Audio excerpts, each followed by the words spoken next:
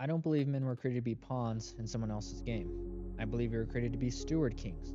Men under authority, yes, but entrusted with real responsibility. Not perfect men, but disciplined ones. Men who rule themselves, serve God directly, and refuse to live in fear. As king, not pawn. Let me ask you a question, and not the surface level kind either, an actual real one. Who are you? When no one needs anything from you.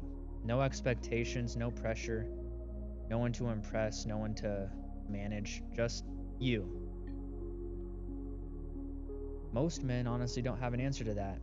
And it's not because they're lazy, it's because they were never given the space to find out.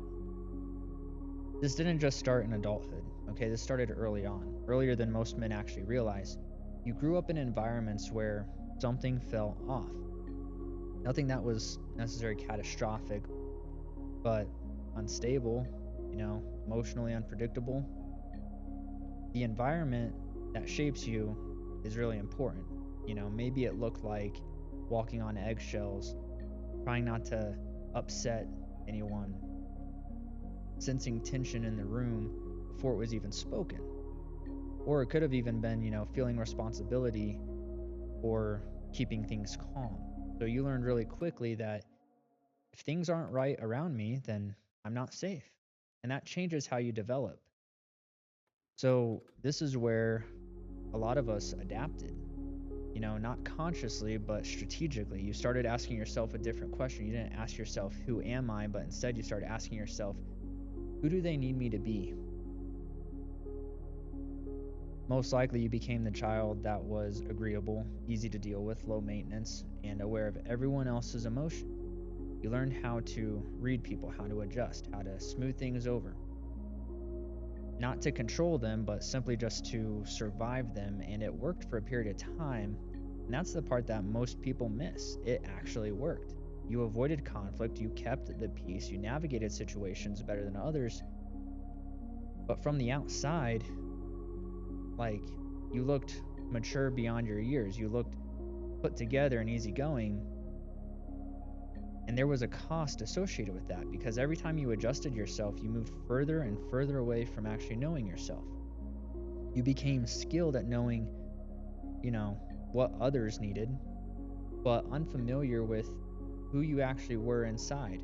And this is where identity gets lost. Over time, that pattern solidifies. You don't just do it occasionally, you become it. You become the man who people rely on, who people like, who people feel comfortable around, but internally there's a disconnect because you are constantly adapting. You're constantly shifting, performing, and deep down, there's a question that you don't even say out loud. If I stop being what they need, will I still be accepted? That's the question that drives everything. And that's why boundaries feel impossible sometimes too. Because boundaries, they create tension, and tension, it feels like danger. So instead of setting those boundaries, you just accommodate, you adjust, you overextend yourself. You tell yourself, I'm just being loving, I'm just being patient. I don't want to create any problems. But in reality, you're avoiding conflict. And avoidance is not peace ultimately. And this is where we have to talk about the difference between peacekeeping and peacemaking. Because as the Bible says, we're called to be peacemakers, not peacekeepers. There's a big difference here that we're going to go over. There's a critical distinction. Peacekeeping says, let me go ahead and just keep everything calm.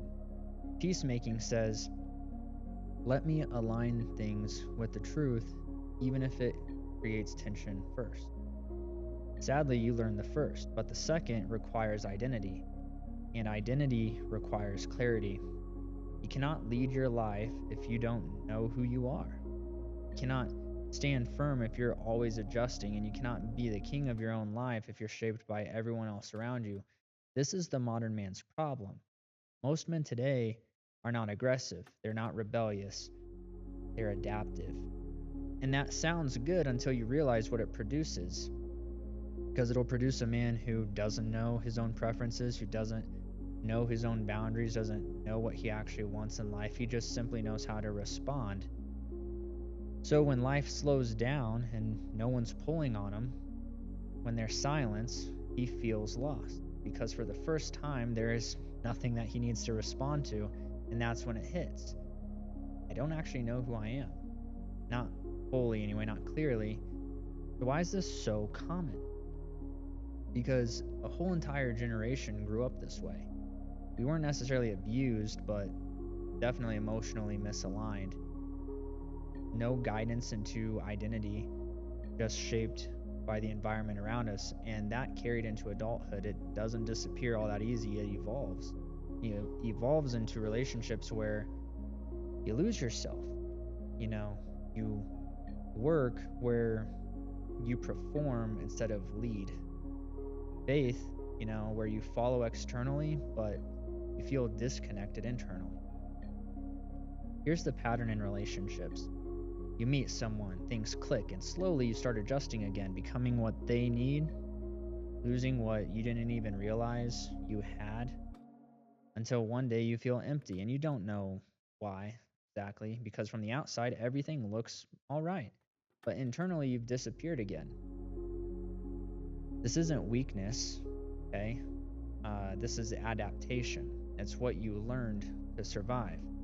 But what helped you then is hurting you now because survival mode is not leadership mode. This is the hard truth you guys have to accept. You cannot become a king of your own life while living as a reaction to everyone else.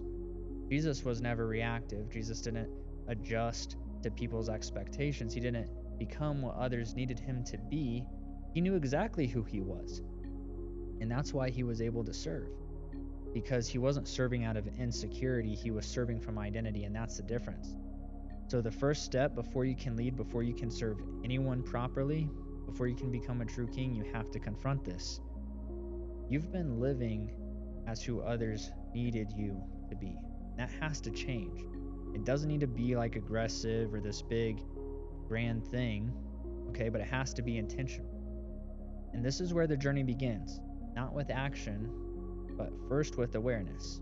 You cannot become who you're meant to be until you stop being who you had to be. You didn't lose yourself overnight, you adapted until you disappeared.